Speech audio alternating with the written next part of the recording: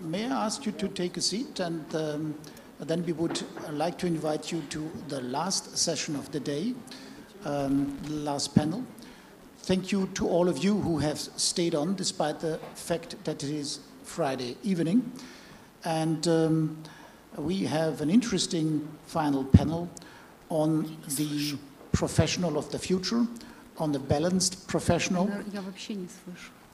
and have a diverse set of experiences and speakers from the corporate sector and your educational sector, and an author and consultant. On the left, we have Dmitry Tsemtsov from Far Eastern Federal University. We have Anna Slavovna from PwC Russia. We have Alexander Prishenkin from Gazprom Corporate Institute. Welcome Tatiana Krupa from a startup called Global Lab. Then Anna Krongaus, a startup called N+1. Then we have Roy Pollack, who is the author of the 6 Disciplines of Breakthrough Learning. And then we have Andrei Afonin from Bank of Russia Corporate University. The panel would like to explore the question, what comes behind and after. We successfully have introduced digital literacy in society, in corporations, when the digital skills are no more such a new and dramatically fast coming new requirement, but when we somehow have integrated them in our competency models, in our educational schemes. And the question is, what would be the balanced professional of the future look like in terms of knowledge, skills, and capabilities to successfully maneuver through a professional career and journey? We all have heard about the future of work, about the dramatic shift in professions, that people will have to live longer, will have to work longer, will maybe work 50, 60 years. The next generation will live 100 years and longer, that they might have throughout their professional journey to 2, 3, 4 times significantly shift their professional orientation. And the question is, what skills are needed to really successfully navigate such a professional life? Do we need more humanistic skills like judgment, critical thinking, empathy, teaming? Do we need more ability to dealing with paradox and uncertainty? Do we need more resilience? But do we also need more basic understanding of math and science and coding? And the question about how to build a balance, how to provide individuals also with means throughout their professional life as an individual to manage and monitor their own skill set. So I would like first to have the 3 corporate representatives to give their perspective, then the 3 representatives, 1 from university, 2 from startups that provide educational experiences or knowledge experiences, and then Roy Pollack to reflect with us how the different skills categories might need different approaches to accelerate and maintain them. So I would like to start with Andrei, who brought a couple of slides with him, and the floor is yours. Спасибо. Добрый день, уважаемые коллеги. Да, у меня есть несколько слайдов, но я... Yes, thank you. I do have several slides. I think I'm going to skip some of them, just for the sake of time. I do represent the Bank of Russia. And first off, I would like to thank the organizers, Sberbank and the Corporate University of Sberbank, for this unique conference that has been taking place for 3 years now. The content of it, the level of it, and the representation of the various stakeholders, I think this is one of the best forums where you can discuss learning and development. Most of the previous discussions was dedicated to the development of digital skills. I think I'm going to dwell on that separately, and then I'm going to talk about our vision of the balance between the soft skills and hard skills and digital skills. I'm not going to dwell on the discussion of whether digital skills are a third stream, like this topic says. I do think this is a relevant topic, though. I'm not going to take an issue with that, as I don't think anybody else will. What is Bank of Russia? It is a mega regulator, high-tech mega regulator. We are setting ourselves these objectives. We're going to visualize our mission, the vision and the corporate values in this slide. You can read at leisure.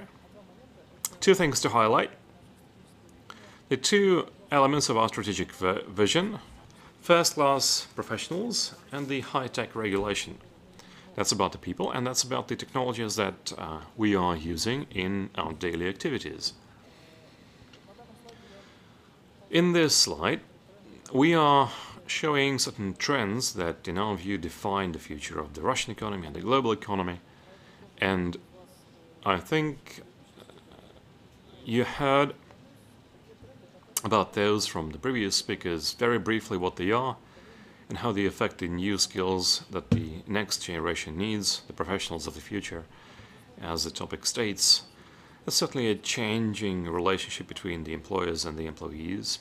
More customization, better value, more customized value, more fulfillment for the people, not just in their life, but in their careers. We are living in a VUCA world, volatility, uncertainty, complexity, and ambiguity. That does affect the way companies start to relate with their employees and what skills those employees need to be successful. Automation and robotization is all around us. Mr. Graf mentioned that at the first panel session, and so did the other subsequent speakers. Demographic shifts, life expectancy is extending, pensions age is getting older. You do need to account for those, and the people of the future. It's not going to be the people who are studying right now, schools, universities. The people who are working right now, they will need to acquire new knowledge and new skills and develop to live and work longer. Digital transformation, a lot of companies change, they digitize, they move into digital fully, they do part-time things. According to various research, about 2/3 of major corporations are having a digital strategy or a digital transformation strategy. The network community offers a lot of new modes of working, the agile and other things like that. That does affect in all kinds of ways the skills and knowledge that you need to work successfully. And the increasing pace of change, it is increasing catastrophically, and that certainly levels a lot of requirements of the skills. Some figures. I'm citing the originals. I did take those figures from the Sberbank slides. Over 4.2 billion people use the internet. 65% of current school graduates are going to be working in professions that are not existent yet. 90% of the data in the world were created in the past 2 years, and 2% of the currently working people are IT experts. So, in other words, digital skills are coming at a premium. They are very important. They are very important to take notice of in the current life. That's not a slide to dwell on very extensively. A lot of research covering the digital professions.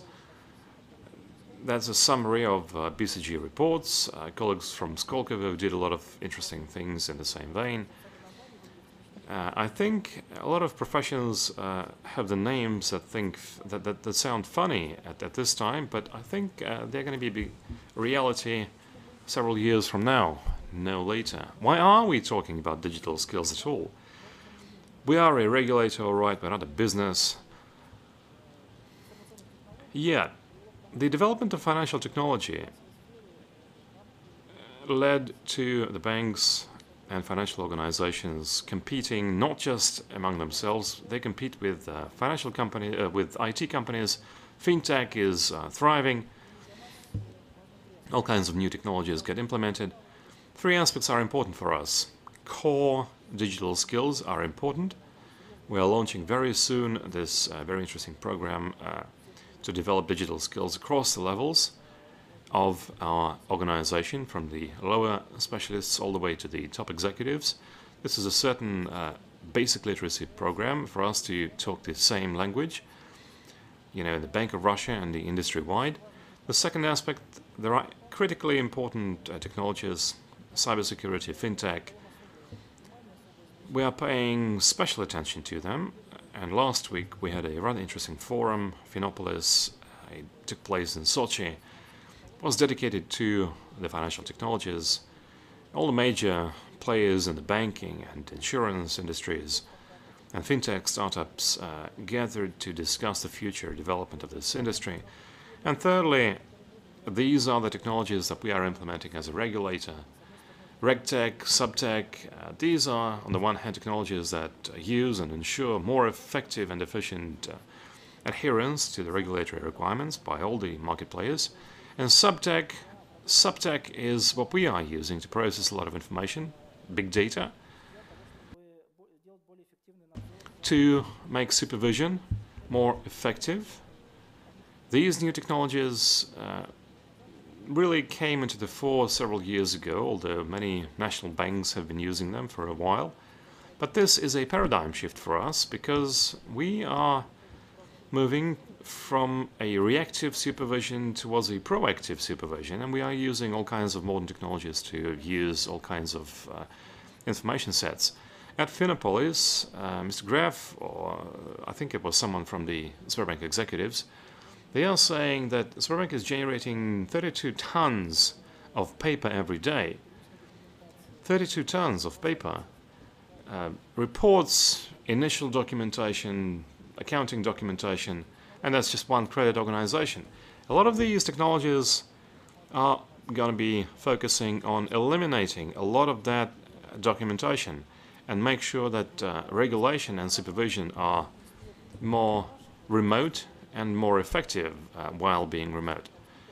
Some research on the topic. PwC did a very interesting research in 2018. It's called Workforce 2030.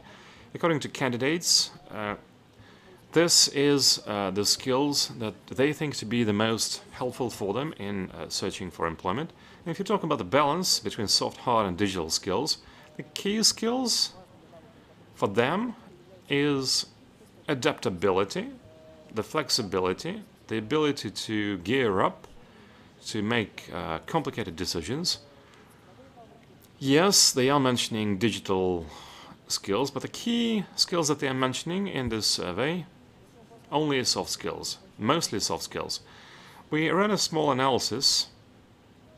We have our own dedicated online remote training system, and the top 5 courses chosen by our employees of their own free will, 4 courses out of 5 are about the soft skills. Yes, information security is there, but then the other courses are emotional intelligence, time management, our corporate values, and competencies. And another study we did that at Phenopolis. As part of our masterclass, we surveyed the startup participants. We introduced a lot of interesting projects. In part, they are graduates from the Sirius program. In other respects, they are graduates from the regional universities. I think the graduates from Novosibirsk was at Rostov-on-Don 1. According to the guys, this is the data that you see, their SWOT analysis. This is an express SWOT analysis. And the weaknesses that they think are the soft competences in emotional intelligence and the ability to work in multicultural environments. That's what major companies start to require.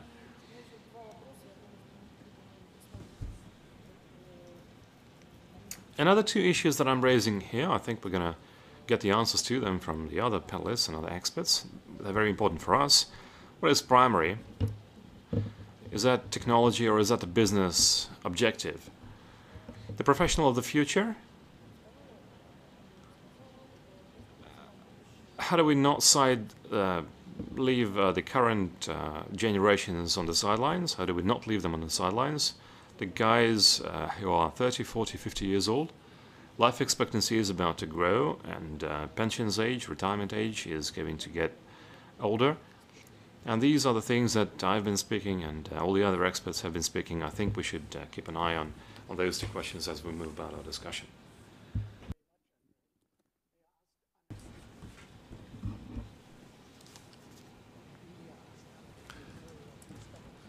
Да, если позволите, пожалуйста, Анна, ваша точка зрения. Yes, Anna. We are a Big Four company. I actually came to PwC in 2010. That was 8 years ago. And I can say that over the 8 years, we had a major transformation in terms of what the skills come and what go. And this is very graphic, mind you.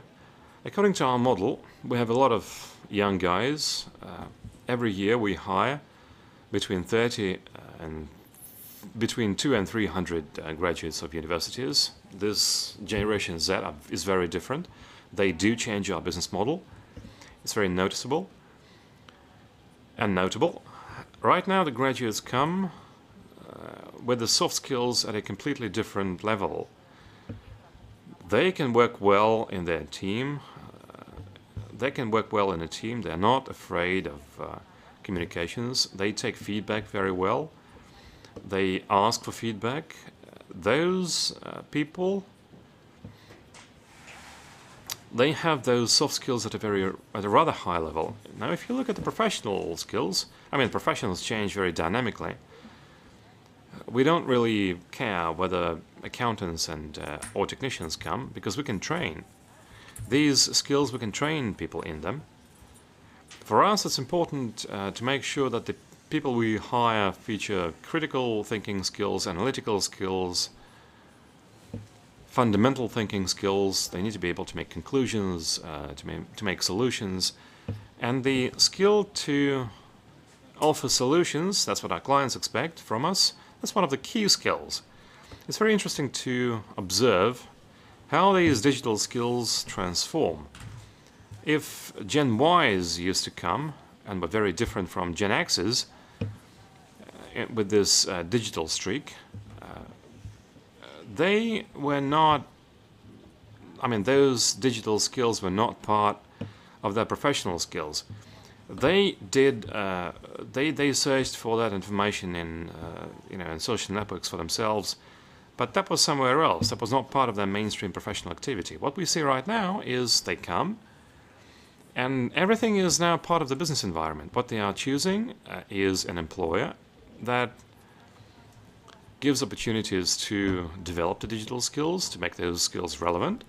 And last year we refreshed our study of our brand as an employer, and we tried to understand what the students think of us as the potential employer. And among other conclusions that we drew, one conclusion was, yes, they are looking for an employer that does offer this digital environment that they can be part of, where they can develop, where they can learn new things, acquire new expertise, and create some value for the employer.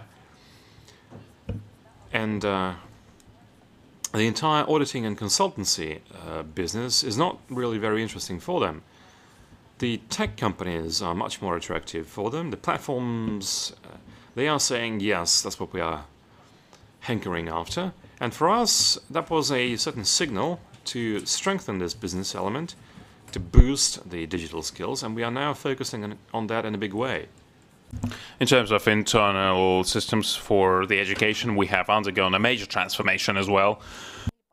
In the last 2 years, we really changed and reshifted the educational process. It became basically fully digitized. I decided to look at our internal resources recently and looked at the trainings, and there are no presentations at all. It's all audio-visual. The content is all audio-visual. There are chats and hubs of coaches and team leaders.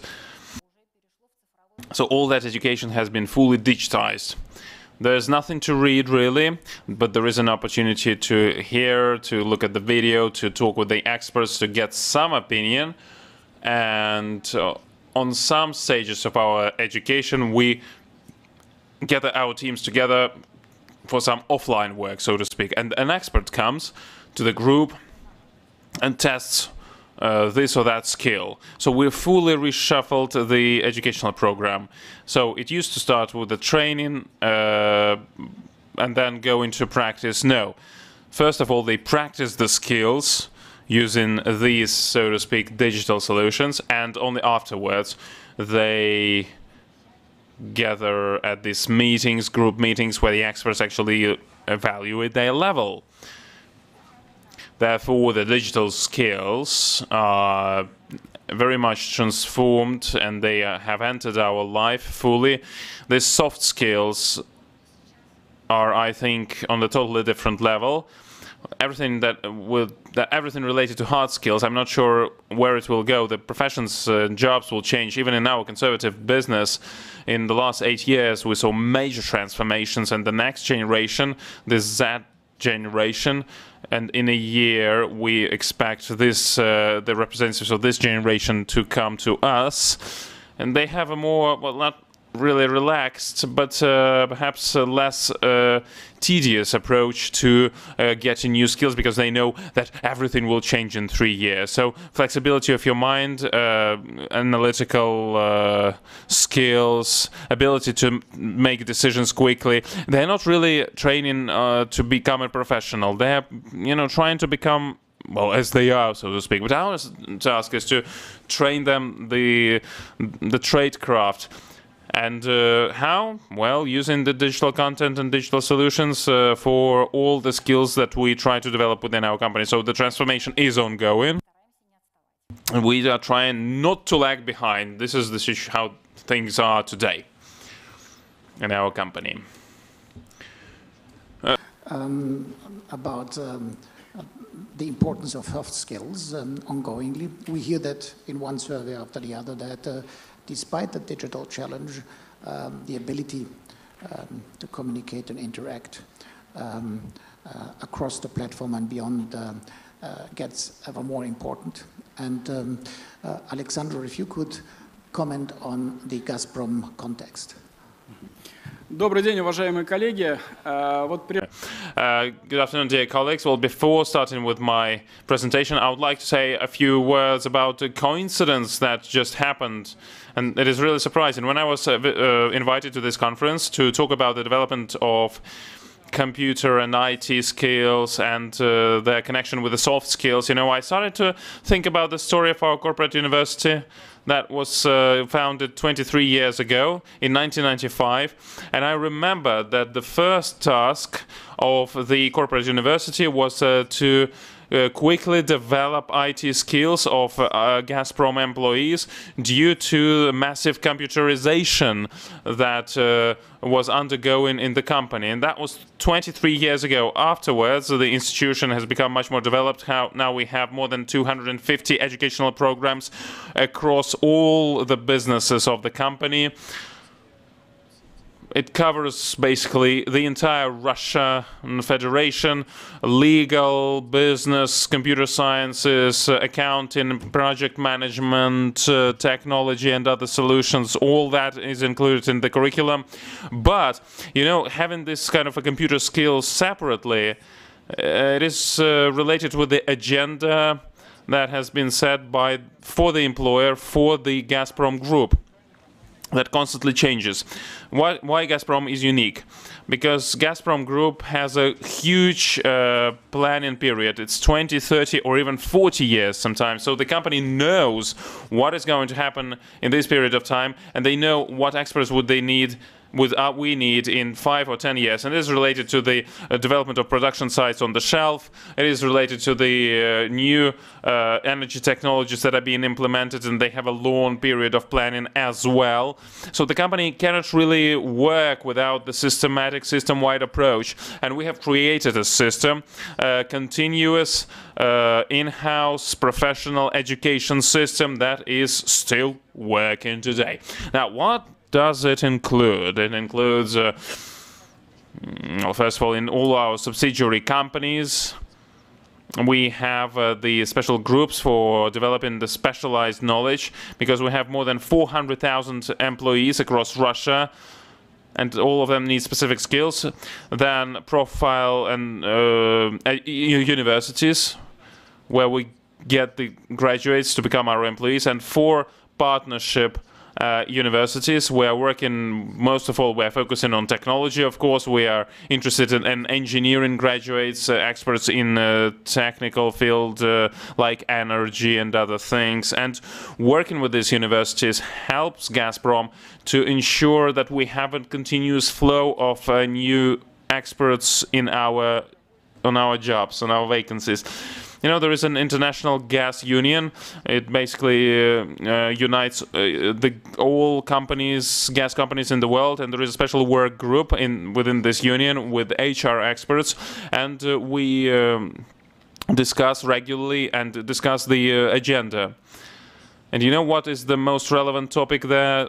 Topic of discussion is that the young people, young graduates, are not interested in technical specialities. I mean, when they graduate from school, they do not want to go to technical university, and that means that some universities just get what they can, and the level of the education of these people is not that great. The graduates of these engineering schools are not high, and the energy companies of the world, the gas companies of the world, they now start to feel the deficit, the lack of the high-skilled graduates from engineering schools. At the same time, the population is becoming older, but I'm not going to talk about that. In Russia, the situation is a little bit better, because in Russia, as tradition goes, the technical education has always been one of the hallmarks of educational system. And our colleagues from Rosneft and hydroenergetics and nuclear energy sector, they're all quite attractive employers for our students, and that means that our students in Russia are ready to go to engineering schools. So this system of professional education includes our partnership pivotal universities that help us here. At the same time, we have a system for professional education for the employees that are already working in the company, and this is our corporate university that does that, and there are quite a lot of educational programs there. There is a system of a distant electronic online education that helps to thousands of employees to train without actually leaving their jobs. You know, and our people, sometimes they work in such locations where there is no transport connections. You can go there only by a helicopter. That means that you need to train online. And this education helps to deliver the best and the most relevant knowledge in the moment when it is needed. Moreover, the system-wide approach of the company means the following. We have implemented the system for the management system based on competencies. For each job, we have the profiles and the competencies, and when we develop this or that course or educational program, we see the profile of an expert who would come to our course to undergo a training. Now, these are quite formal requirements. But to customize that and to make it tailored to the current needs, we are working directly with the clients, meaning the departments, technical departments, and with subsidiary companies. And with them, we fine-tune the agenda for this or that training course. And that means that in the end, you have the product that can be leveraged by the employer, and the employer will be able to see the concrete results after the employee graduates from the corporate university, because the knowledge is applicable. Graduates apply this knowledge on the job, on the go. Then the development and support of these skills is ensured thanks to the providing access to the procedural information and additional information that is added to the courses as they develop. or being improved. Often, this education is related with the assessment centers. If an employee is undergone the tests from the assessment center, and after the test, he or she receives the recommendations for further training and further education, and then this knowledge base of a company and this educational system of the company, this employee can have access to the resources that will be needed for the job. To wrap up, I would like to say that the issues related to the skills that I talked about, it's not only about education, but it's about active engagement and motivation. For that reasons, for ninth year in a row, our corporate university has been organizing the special competition for the developers and for IT experts who develop IT projects for the company. And each year, from 50 or 60 subsidiary companies of the company, we have 150, 160 leading IT experts that come from all regions of Russia, and they compete. This is a kind of our small world skills competition in IT. And here we're talking about the implementation of corporate IT projects. There are some individual competitions and team competitions, and this communicative, interactive environment that actually is being created thanks to these events improves even further the implementation of IT in the company and improves the efficiency of the employees on the whole. Thank you. We come back to the various three different perspectives in the second round. I would like to allow Dimitri to explain the launch of a new school of the global economy, of global economics, of digital economics, in the Far Eastern Federal University in Vladivostok. And as you had the opportunity to build something from scratch, from you, what were the new innovations that you were able to implement? Thank you so much, Martin, dear colleagues. Good evening. I do envy my colleagues from the corporate universities because they can quicker adapt and respond to the changing challenges of life and to develop new skills, new competencies. So the corporate university the graduates of the corporate universities just go to the company, and if something fails, so you can fire this graduate. And what we do is our graduates go to life, not to the company, not in the fields, and so you cannot really fire them afterwards. And so the logics of the world is changing really rapidly, and we cannot respond quickly to that. But there is a kind of a magic solution that many universities use, greenfields, creating the venues with people who, selected the better future for themselves.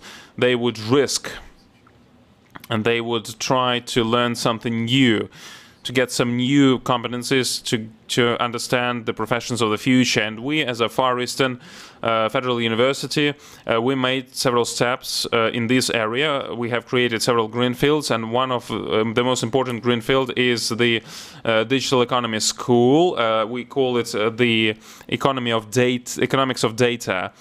The story is simple. Mr. Gref came to us in 2017. He met with the dean, and they decided to open this kind of a special dedicated project to prepare a small amount of experts who would be able to work with data, to analyze data. And we're not only talking about they're not only programmers, really.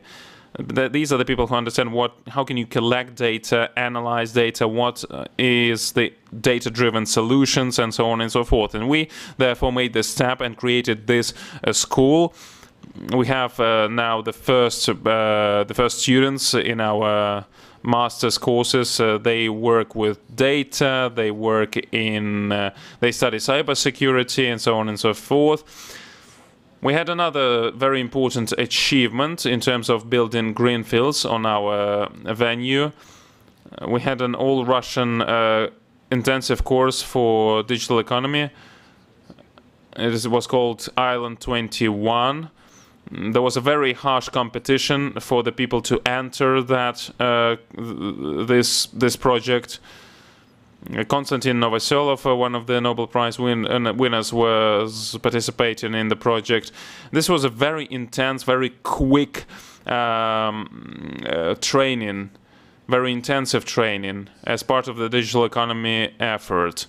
Now, what were the takeaways for us as a university, and what were the lessons learned? Because we're going to create special courses for the top officials from the Far Eastern regions. They will be able to know how to make decisions based on data, and they will know what it is to become a chief data officer. Now, there is a traditional agenda for the universities, but the universities who are catering for the future will have to change their agenda and to change the way they address the agenda. Well, first of all, a student should have some fundamental knowledge to understand where they actually work. Secondly, you need to create this kind of a school of analytical thought, which would be quite classical, I think. And the third is that the classical university should actually, build this T-shaped model, meaning giving the professional skills. Now all this model is outdated. The world is changing really quickly, so we start to educate people, and we spent 4 years on that. Yet the logic of the classical education cannot be destroyed because I mean, the graduate will have to think. In a classical university, going from scholastic times, the school of thought was based on the logic of Aristotle. So what is syllogism? What is if A, then B? In Humboldt University, physics and mathematics are building the foundation of that school of thought that you use in the future. In the new university, focused on the skills of the future, the situation is different here. You can talk about problem solving, about soft skills, but there should be some school of thought that would be created. And here we understood that in Russia, with its Soviet past, Russia has several strengths.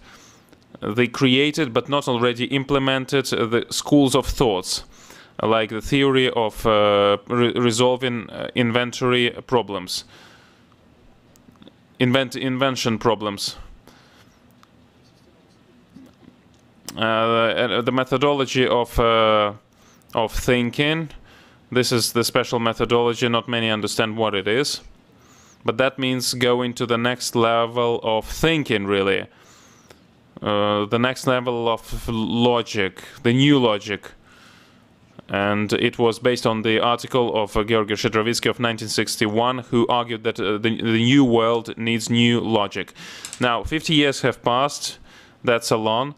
However, I don't think there are many new developments that would be good.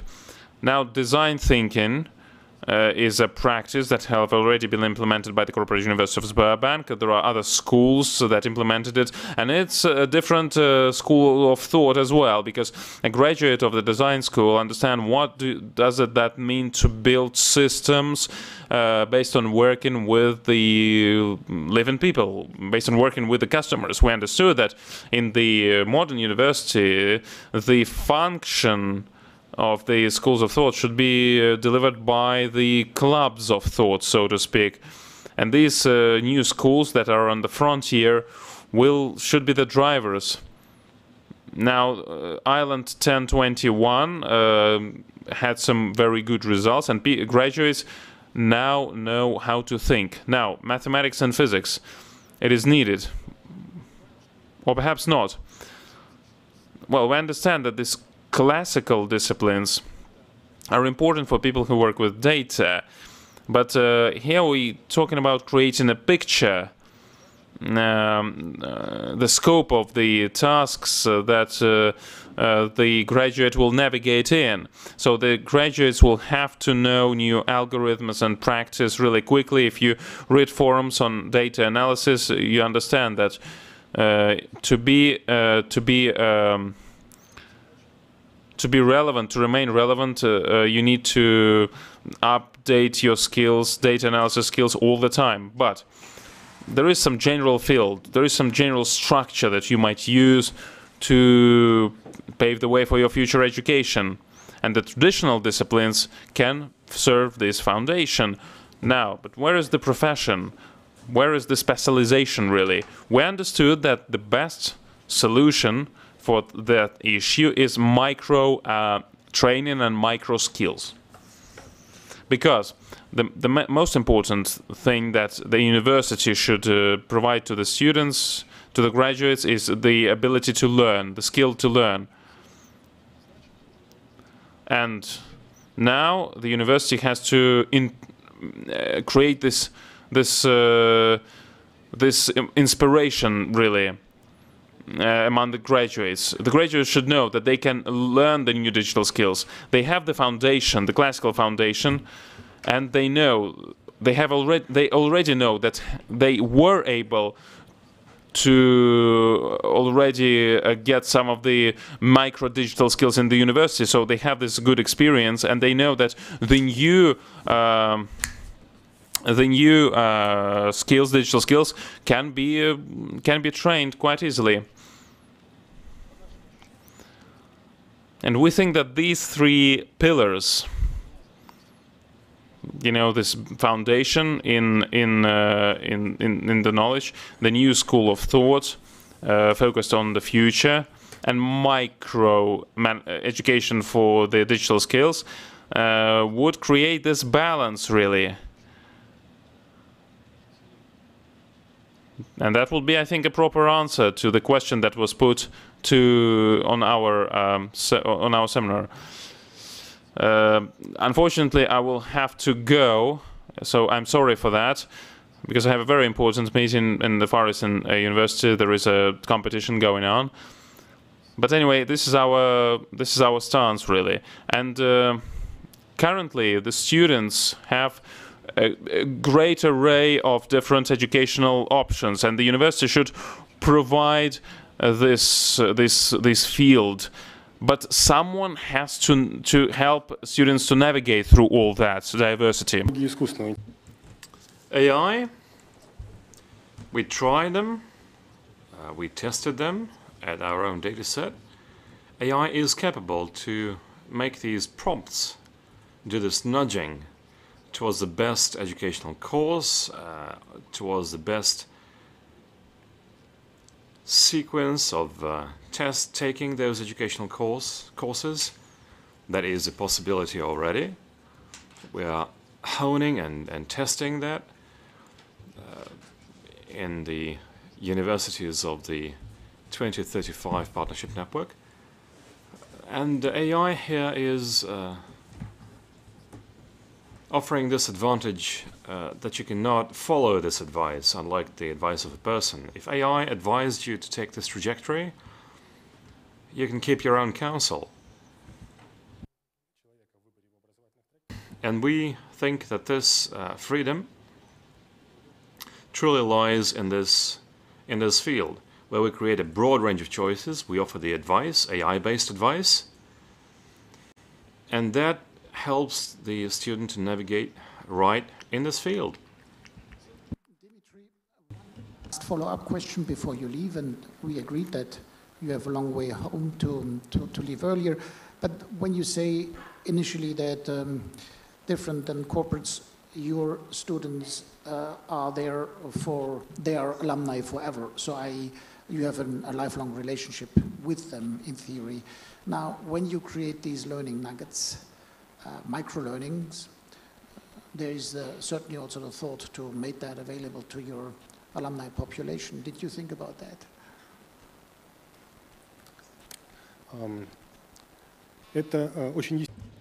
Well, that would be a natural solution. That would be a natural step to take, wouldn't it? it is sort of a warranty maintenance for your alumni, for your graduates. It's like post-sale support for a motor vehicle. There's a broad collaboration of universities working in this vein. It's a platform called Universities 2035. We get all kinds of micro modules assembled in this platform. They get updated continuously. And this platform, the same platform, collects the digital profiles of all the students.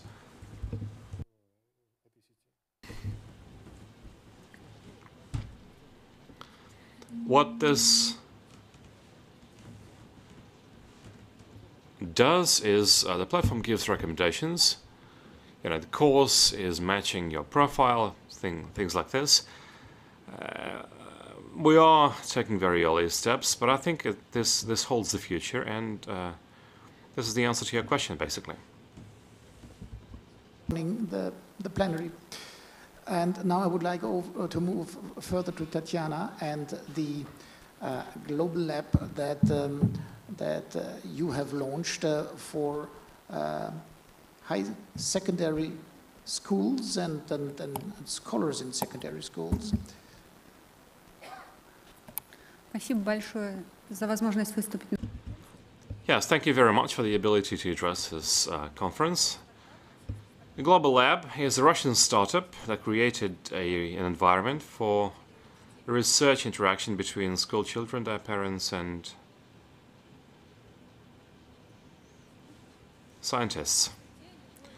In this environment, any participant, be it a small kid or a parent or the teachers or all of them taken together, they can create projects. They're all crowdsourced projects, and to implement the project you need to collect a lot of data. The very interesting activity is not just about learning the subject. It is about learning the soft skills and developing the soft skills. Creative thinking, communications, data analysis. And you do all that and put together a project that you might need for a lesson or for some research that might lead you to scientific discovery. Despite the data being the same, the outcomes and the conclusions that kids make are completely different. I'm going to talk about only the school children and my own experience with this activity. The question that I put to myself as I was traveling to this session, it's about the professionalism starting from the school bench. You start teaching school children to be professionals from their very early days. And the professionalism here is about the approach to learning, this professional approach to learning. But then the story is expanding. It has expanded a bit beyond this question that I put together for myself. Starting from the second or the third grade, kids in our environment, which is about 180,000 participants strong, kids can learn the skills that they can use further on down their life in their professional activity. We are using this notionally child labor in collecting data, and this data is subsequently used by scientists to analyze and base their research on. Kids can be wonderful testers. They can actually produce better results than experienced adult testers. And this way, we are saying that not only we are able and obliged to allow the kids this opportunity to study, we can actually make them professionals. Why was this able? Why were we able to accomplish this? It was about these digital stories. It's an open secret that kids are more successful in mastering those technological things. It's easier for them to code the robo vacuum cleaners. It's easier for them to test the system. And the proof base, and I'm gonna show that proof base. If you talk about the digital literacy, we are differentiating between the professional skills and the general skills. talking about the professional experience and the practical things that we have done, they set forth certain principles. It's not just about informatics, it can't be just technology. We are telling a kid, if you're developing a robot, someone designed the robot.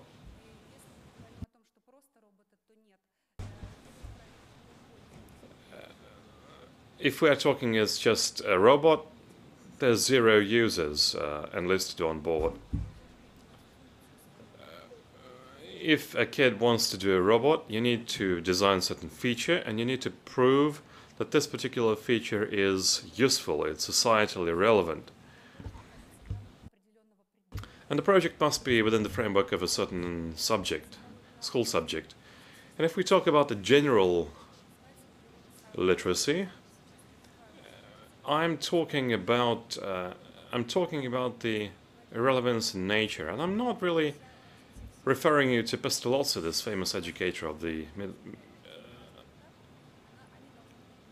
medieval era. You can't really tell a kid that you're going to master this particular network and you're going to get this excellent grade for this. You need to make the child do something naturally in that environment. And just to give you an example, it's one of the same presentation did by 3 different employees. I've got the PR employee, I've got 2 more employees. The oldest is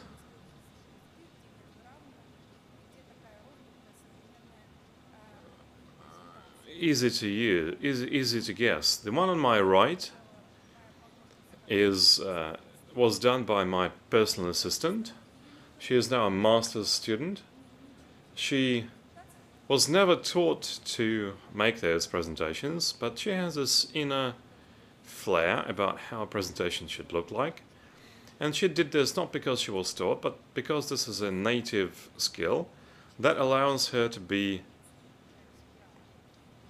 more successful than the professionals who were trained in PR.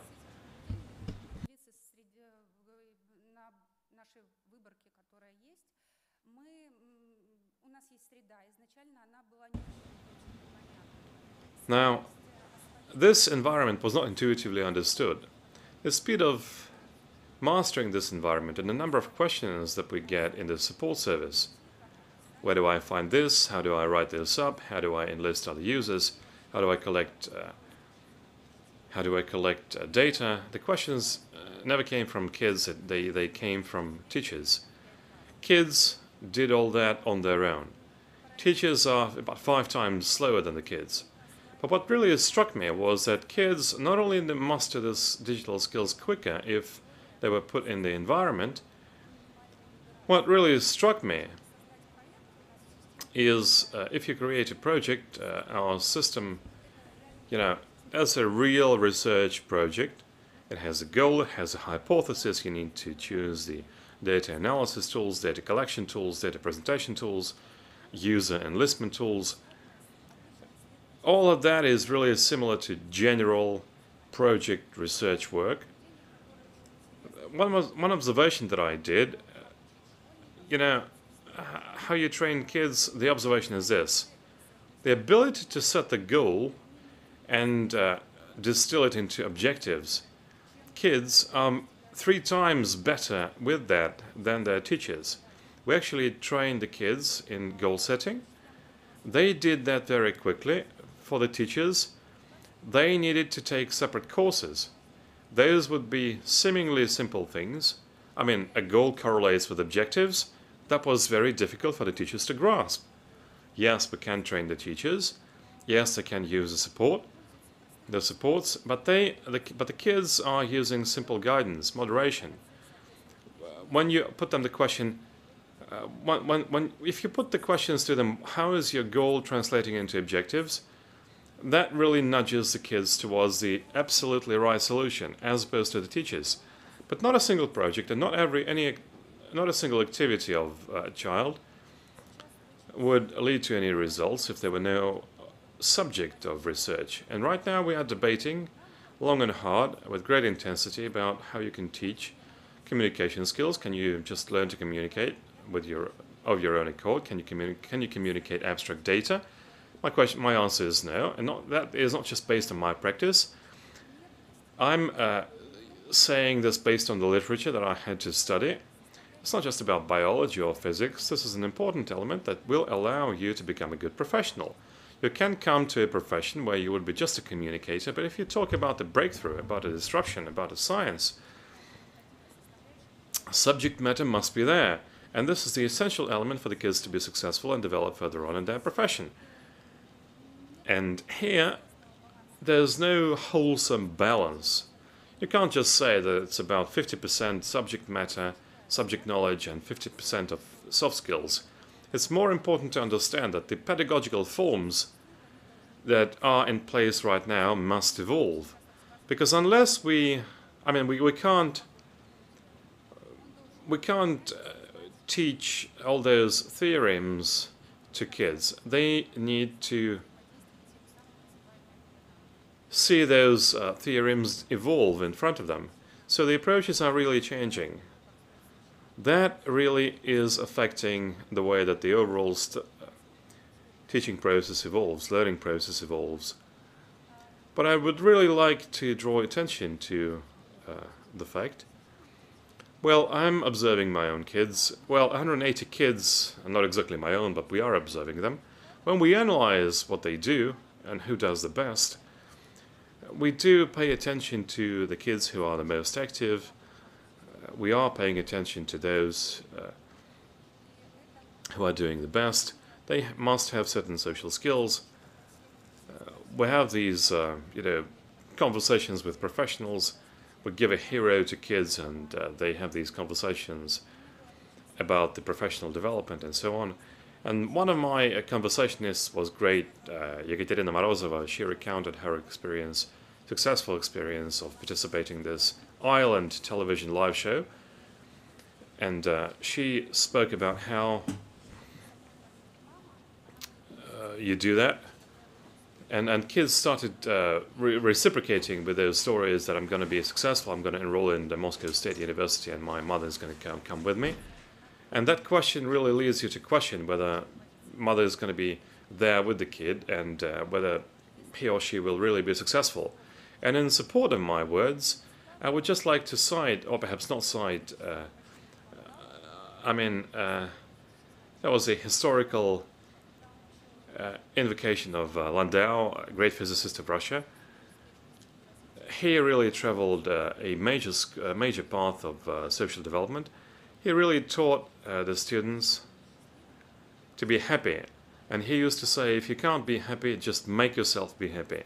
He was probably not the happiest person of all, but at least he tried to make yourself be happy. At least he tried to instill the importance of this knowledge, the importance of this skill of being happy. Thank you. Thank you, Tatiana, for this most interesting aspects of playfulness, of discovery, of experimentation of children, and that they are effective learners in the certain environments that you provide. Most interesting. Anna, you have launched the N+1 platform for science, and please give us the story of how that developed and who your clients are and how the platform further evolves and how they can support their learning and the personal refreshment of their own understanding of how science evolves. Да, спасибо, Мартин. Меня зовут Аня Крангаус. Yes, thank you, Martin. My name is Anna Krangaus. I am the director of a popular science publication called N+1. Hopefully you read us. We have been publishing for the past 3.5 years. We are writing about the news of all kinds of news, humanities, quantum physics, math, exact sciences, liberal sciences, AI, blockchain, etc. Our authors, both in-house and outsourced authors, they are current scientists. They're practicing scientists. Our typical reader is mostly male, 18 through 35, mostly urban. 85% are young men, highly educated, or in the process of getting higher education. Not at all. All our readers, having graduated, stay in science. They go into business as often as not, but they remain with us. They keep track in their own field, in adjacent fields, perhaps somehow relevant to their professional subject area. We are read by at least 1.5 million people on the website, and ×2 is the audience in our groups and messengers and social networks. We are working on involving people in scientific news by funny pictures, quipped headlines, and then those things lead to more scientific websites, more scientific pages. We are privately funded. We hit the break-even in less than 2 years since the launch, and this is nonsense for a niche publication. The reason why we did that was, that was a really fortuitous constellation in the sky. People just happened to develop this interest to read about science. People started to take interest in what the scientific experiments are around them and how that affects their daily life. The government revisited the need to communicate popular science, because science is one of the areas where Russia can make an impact worldwide. And thirdly, the businesses understood that it's no longer sufficient that we are making the best products and services. It is important because this is the best. How that is better than the other guys' stuff? How is our development more practical and more technological and more resilient than the other guys? And this is just interesting for the people. And this is the kind of audience that we were able to accumulate. We live with special advertising projects. We live with, we work with pretty much all the most prominent universities. We are writing not just about the administrative atmosphere in the university. We are writing about the science problems that get resolved in those universities, and this is how we enlist the most interesting and most motivated students. We're working with various companies. We organize some engineering competitions with different practical tasks to resolve. You know, like to look up, to think about the technology of creating a constantly hot soup plate, or create a spaceship, which would be the most efficient and that would go to Mars. So, and we get hundreds of solutions of these problems from our users. We have come up with a unique project of working with large high-tech companies, and the majority of large high-tech companies in Russia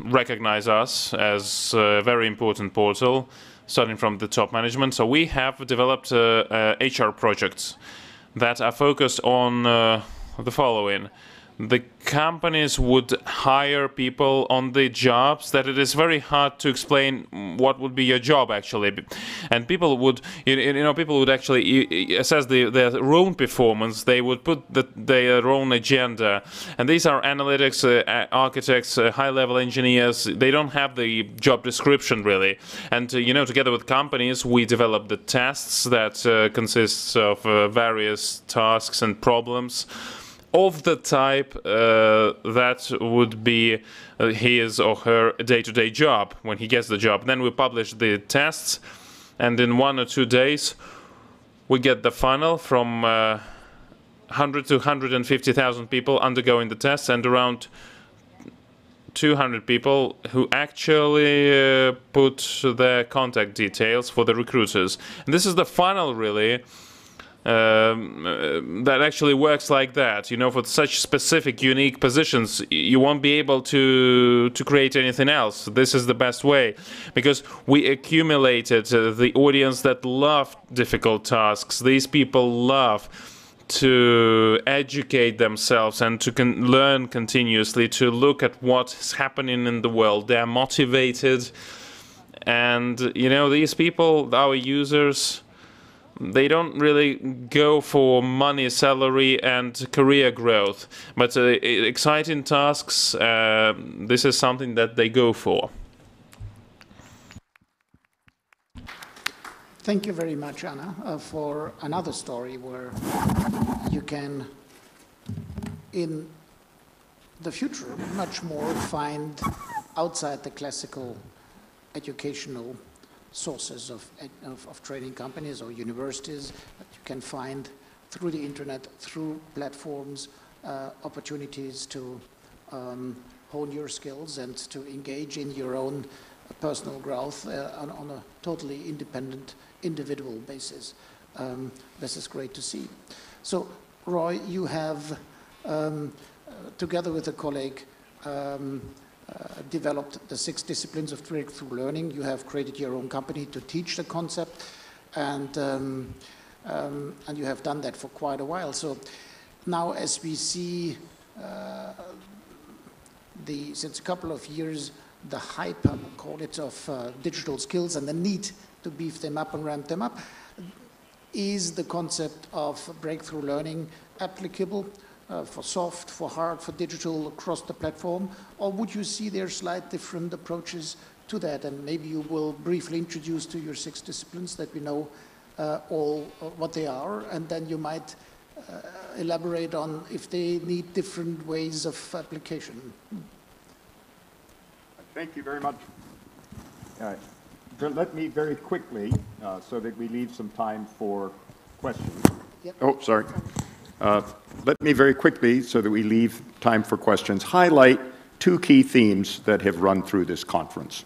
The first, I think you all know and heard many times today, the pace of change has accelerated.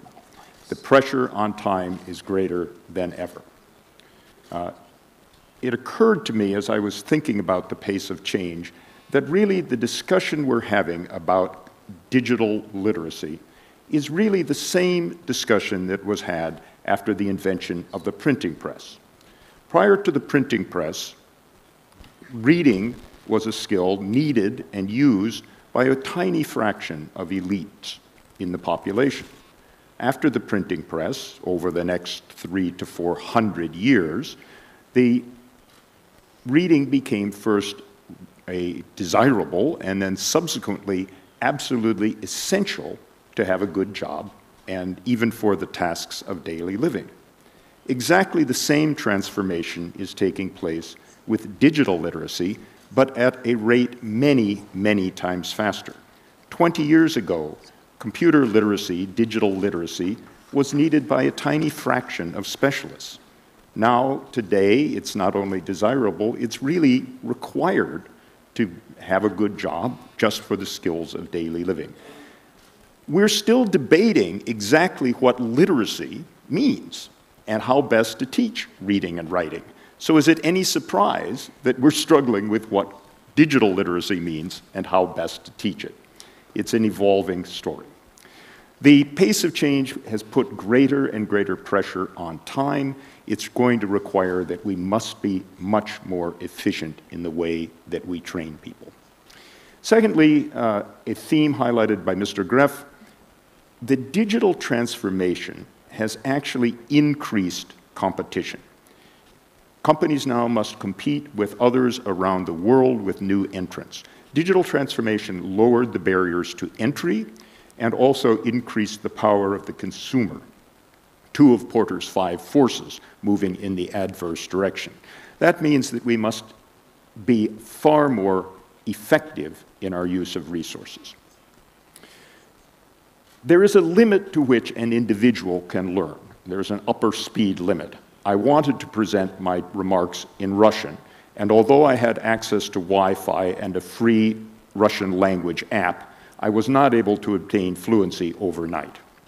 Some skills take time. So while there's an upper limit for individual learning, there is appears to be no upper limit for an organization.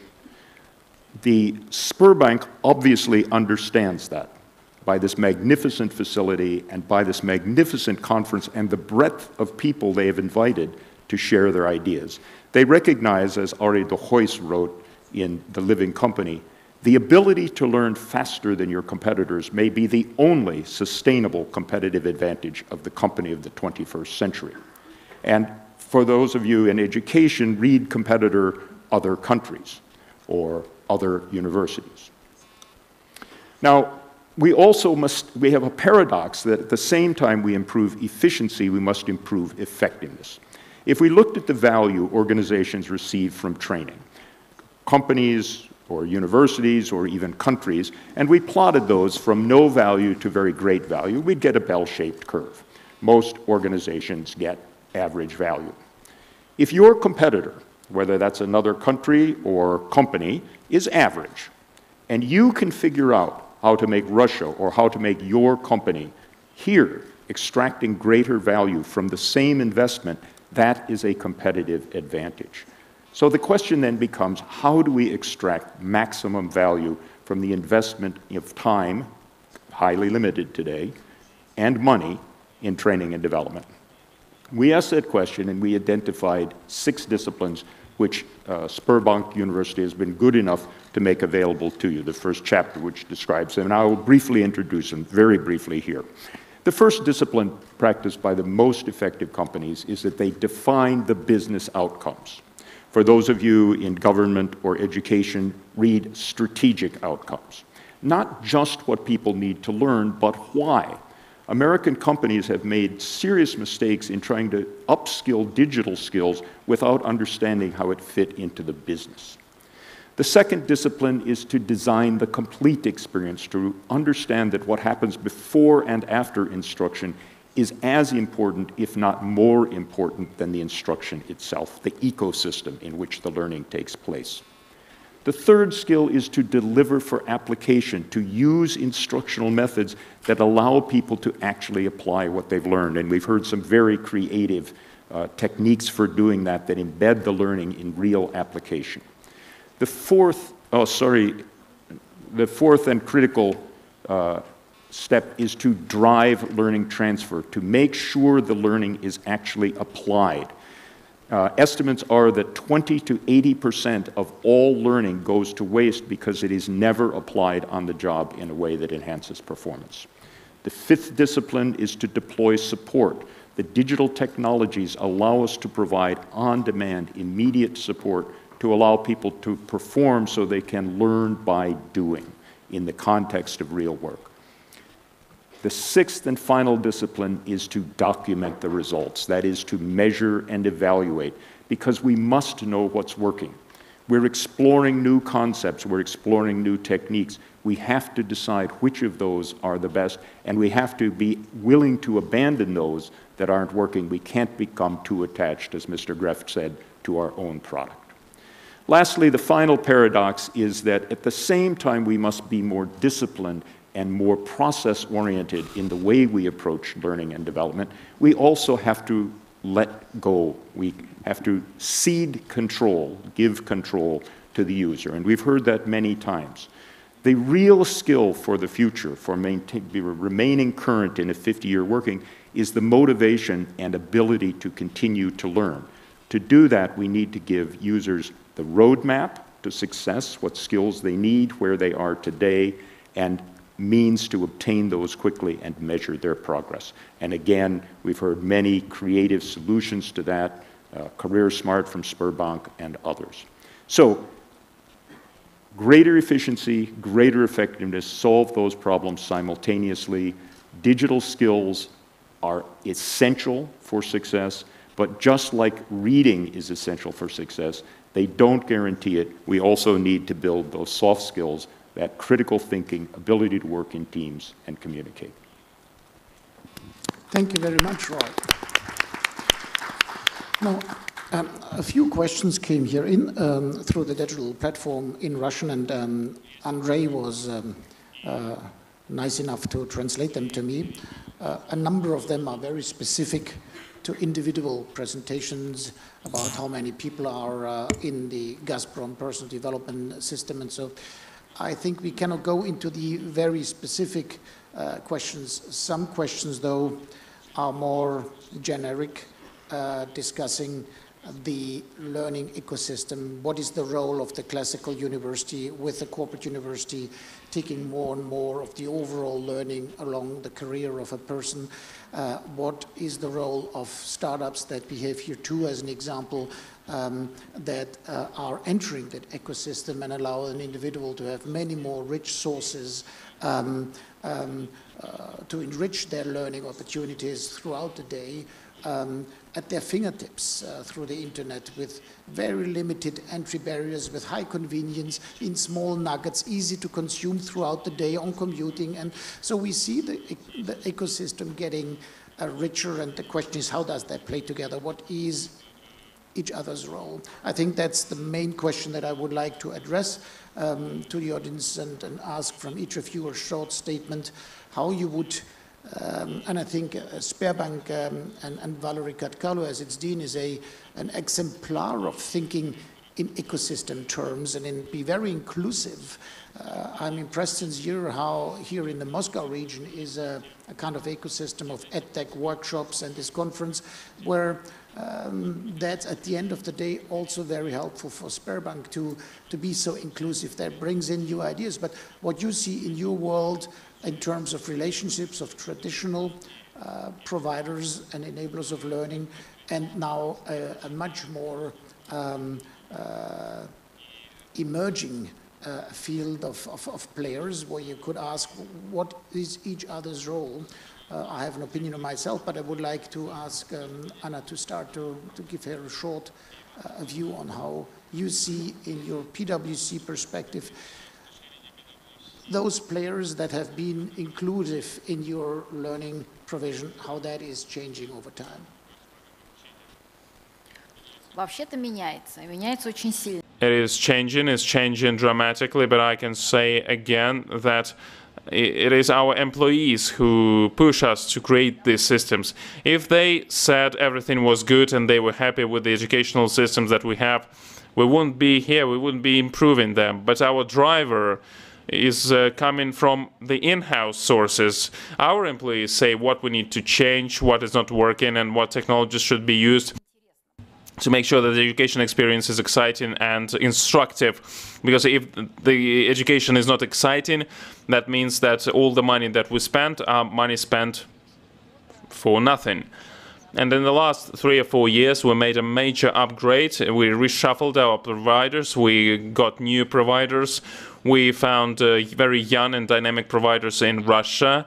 We increased our international network, and we started to find new providers that we haven't worked with, and there are some solutions that are quite affordable, by the way, and that suit our purpose. So this is a very dynamic environment, and there are two major changes here, providers and the formats of the education, because the formats of the education are changing themselves quicker than the providers do, because what used to be relevant yesterday, today might not be relevant, and our employees might say, we do not want to be educated through that methods. Give us this, this or that. So the ecosystem is changing really rapidly, but the driver is within, is coming from the in-house. Our young employees say you need to do this or that, otherwise it will not be efficient, and we do cater to them based on that feedback. So we make a service within the company. On one hand, on the other hand, we'll look at the skills of our employees. We are trying to understand how they improve, because the quality of our employees is directly related to the quality of our services and therefore the satisfaction of our customers. So it's a direct link. So we have an internal drivers, and everything is changing with the dramatic speed. Alexander? Well, you know, colleagues, the key, I guess, the key goal of the corporate university and corporate educational institution is to maximize the efficiency in ensuring that the employee of a company is competitive. And if employees are competitive, the company will be competitive. And it might be an energy company, a bank, or an oil company, whatever. Competition field. What is the difference between one company and another? Personnel. The more prepared the personnel is, the more prepared the employees are, the better the company is prepared to face the challenges. And the more competitive edges the company has. So, if you talk about the universities who prepare people to go to enter this or that work, you know, they have this kind of a future. Now, there is a professional standard, the document that standardizes the preparation process. But it is quite generic. However, the corporate university can tailor the educational process based on concrete employee and for concrete job. So I think there is no contradiction, no competition between the universities and corporate educational institutions. Very often, universities serve as a foundation, including for the development of the corporate educational systems and institutions. But I think that this combination has been developing for quite a while, since 60s, I guess. And the majority of the large corporations, they have their own corporate universities, and the role is the following. The goal is the following. They need to quickly and efficiently prepare their employees to make sure that they are up to the job, and at the same time they need to go proactive in terms of their education, because if a company understands what is their agenda, what is the outlook for their development, when you prepare the necessary amount of people for these changes, we can prepare the company itself to make sure that these changes are here. And Tatiana.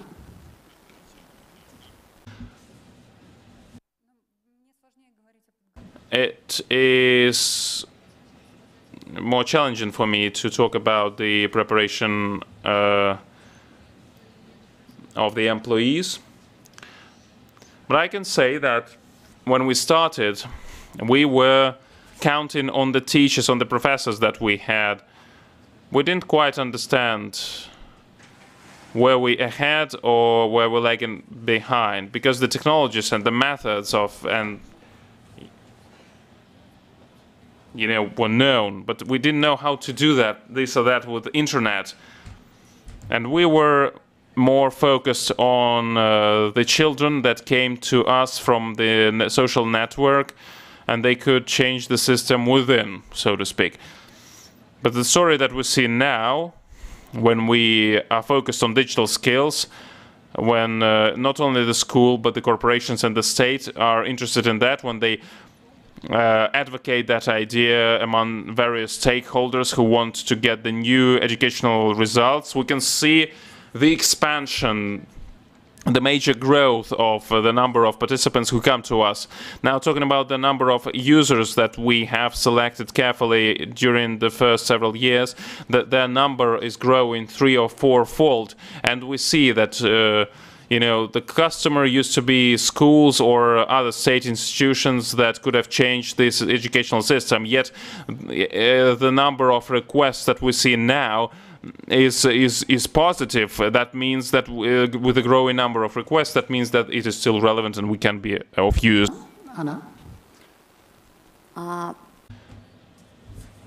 We do not do education.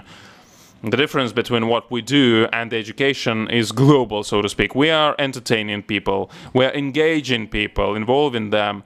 We do not give any structured knowledge. We do not make a professional out of a person. What we do is we entertain this person to give him or her entertainment while actually learning some complex stuff. So if a person knows about some new developments in biohacking or biogenetics, does not mean that this person read the news and became the biologist, you know. But our task is to involve, engage, and entertain, and to show that there are many exciting things happening in this or that area. And it would be interesting to say the following, to mention the following. Despite the fact that the educational and entertainment formats are changing, and we have now audio casts, cartoons that you can use to talk about complicated stuff, I made a small research for another conference.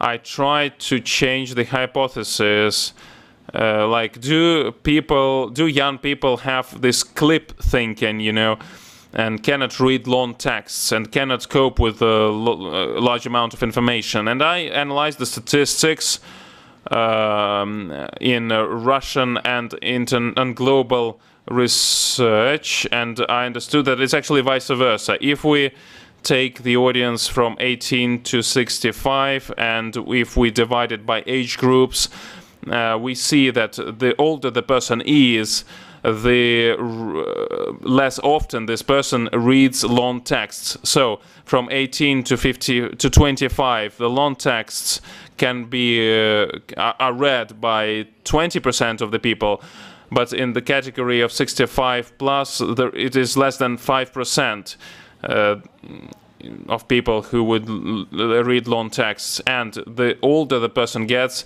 the harder it is for the person to read that long text, and the more time that person needs for that. And talking about 18-25-year-old age group, they understand the information, they're quicker, they read the text quicker. Yet for seniors, they need more and more time. The time increases with age. So this myth that the young people cannot cope with the large blocks, do not know how to understand the information and have this clip thinking, you know, is being generated by people of older generation, perhaps, because they are losing their ability to read these long texts and to understand these long texts, really. And perhaps they're creating this myth. That's it.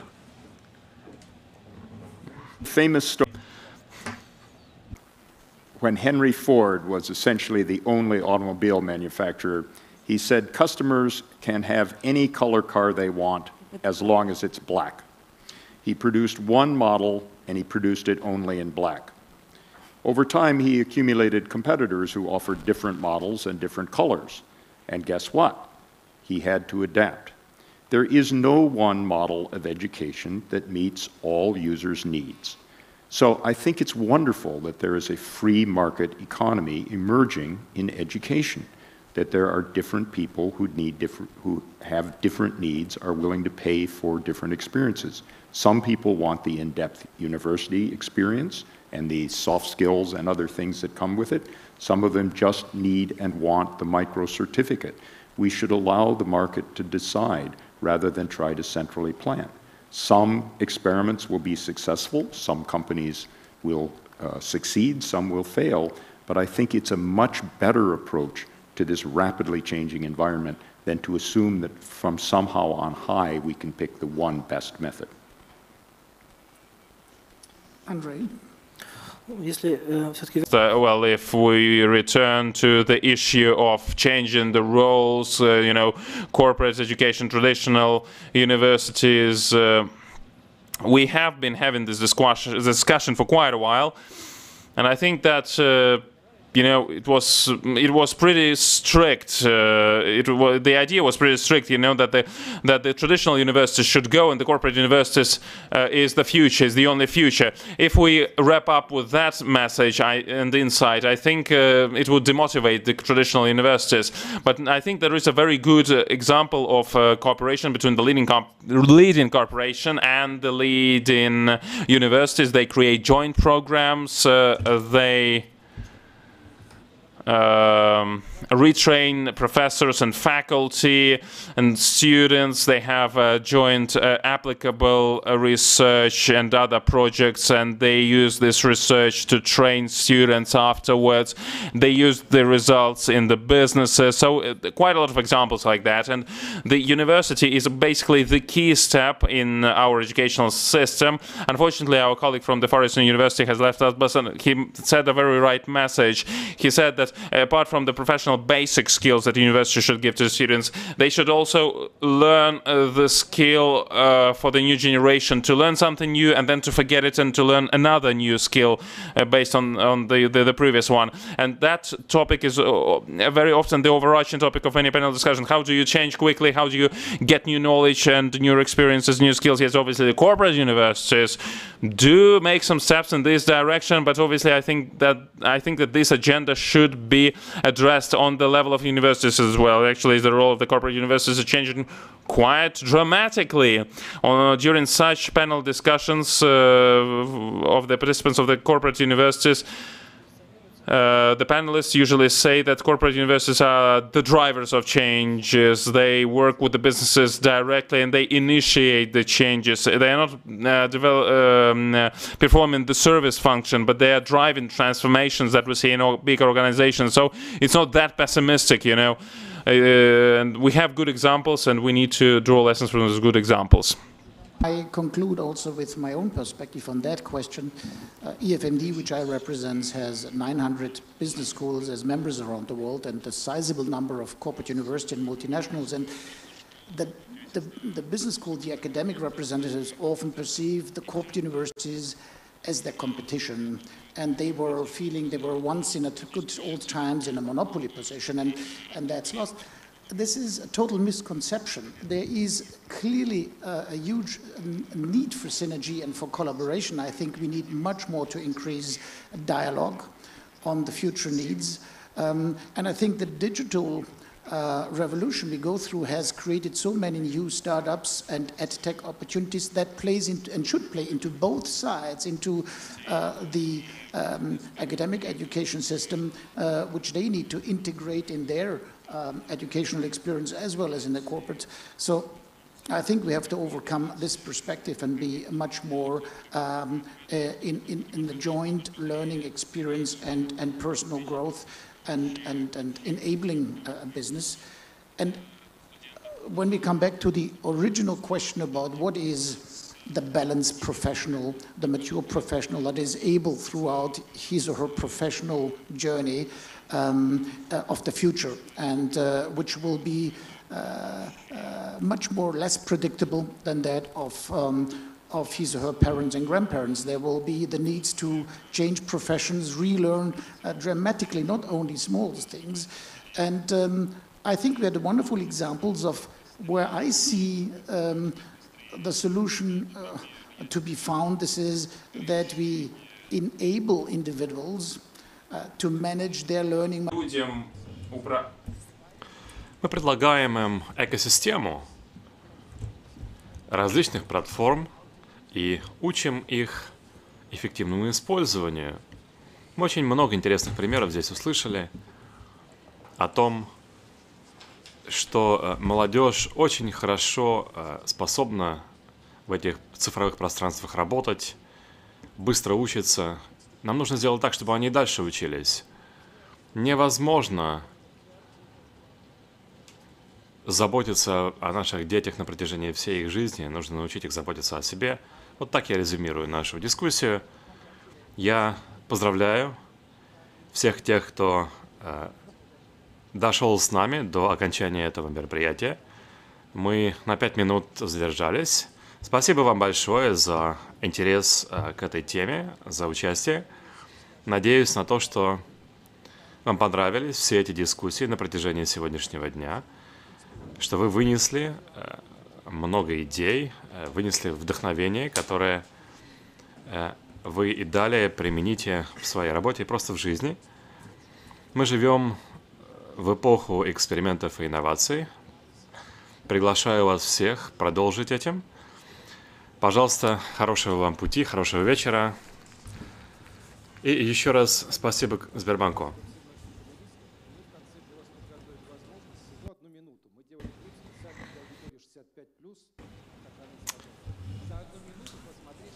Thank you.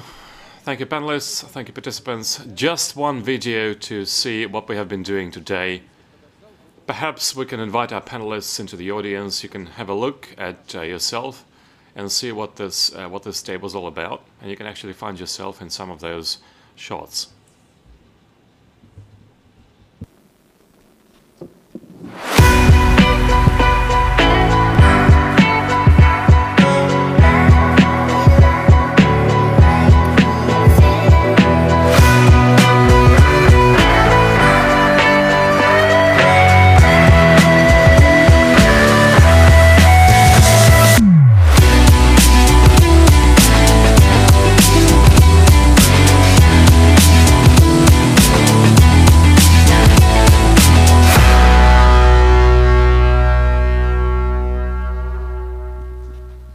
Коллеги, спасибо. И давайте мы вернемся к самой главной.